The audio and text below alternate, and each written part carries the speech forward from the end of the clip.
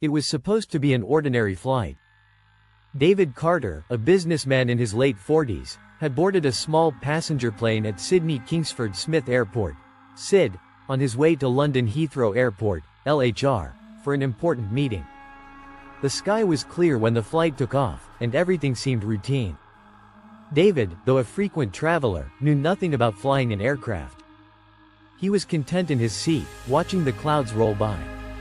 But midway through the flight, disaster struck.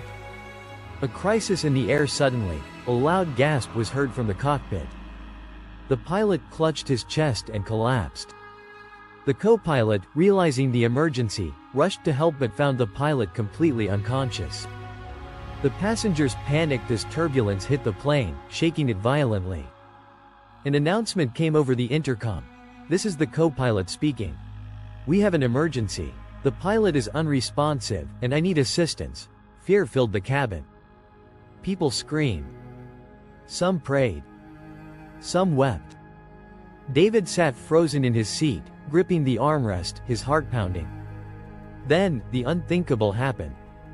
The co-pilot also collapsed, leaving the plane without a trained person at the controls. A call to courage. A flight attendant, her face pale with fear, rushed into the cabin. "Is anyone here a pilot?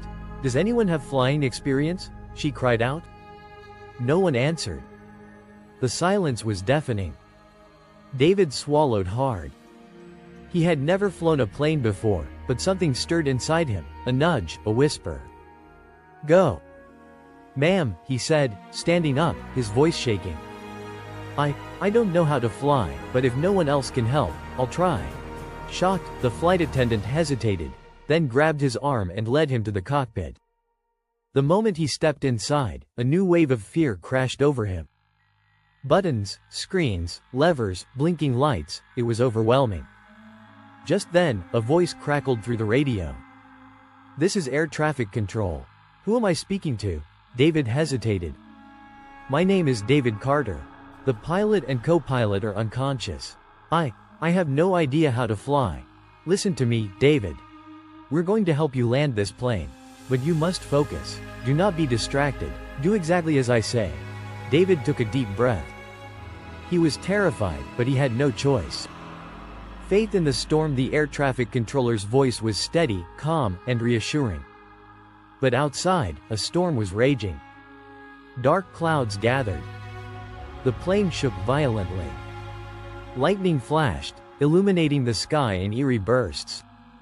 The rain battered against the windows, making it nearly impossible to see. David's hands trembled as he gripped the controls. His mind raced with fear. What if he failed? What if he crashed? What if everyone died because of him?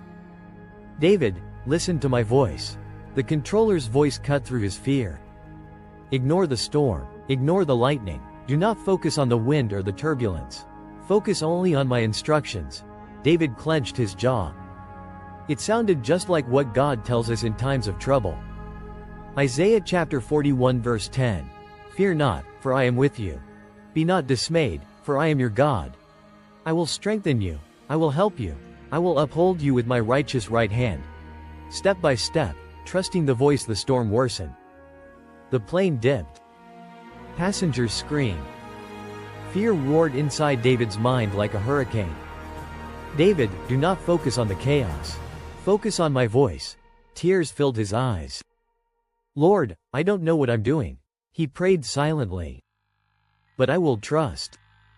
The controller guided him step by step. 1. Adjust the throttle. 2. Keep the plane steady. 3. Watch the altitude. 4. Prepare for descent. David obeyed, step by step, instruction by instruction. Each time fear crept in, he forced himself to focus on the voice, not the storm. The landing, faith in action. As the runway came into view, David's breath hitched. Could he really land this plane? "David, keep trusting. You're almost there." Sweat dripped down his forehead. His hands shook. He followed the final instructions carefully. The ground loomed closer. 10 feet, 5 feet, and then, thud. The wheels touched down. The plane bounced once, twice, and then, finally, rolled safely down the runway. The passengers erupted in cheers and sobs of relief. David sat there, frozen, as reality sank in. He had landed the plane. The moral lesson: focus on God's voice, not the storm. As David later reflected on the experience, he realized something powerful. The air traffic controller was like the voice of God. 1. He had no experience, yet he succeeded by trusting the voice. 2. The storm was fierce, but he survived by not focusing on the chaos. 3. He landed safely, not because he was skilled, but because he obeyed. This is what faith looks like. Proverbs chapter 3 verse 5-6, Trust in the Lord with all your heart, and lean not on your own understanding. In all your ways acknowledge him, and he will direct your paths. Just like David in the cockpit, we face storms in life. Thunder roars. Fear screams. Doubt shakes us. But God tells us, do not focus on the storm. Focus on my voice. When life spirals out of control, when we don't know what we're doing, when we feel unqualified, when fear grips us, we must remember, right arrow, God is our air traffic controller. He sees the whole picture. He knows the way.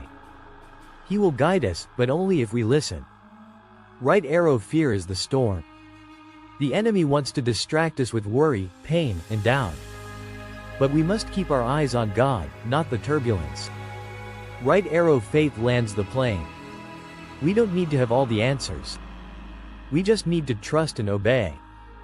Next time you face a storm in life, remember David Carter's story.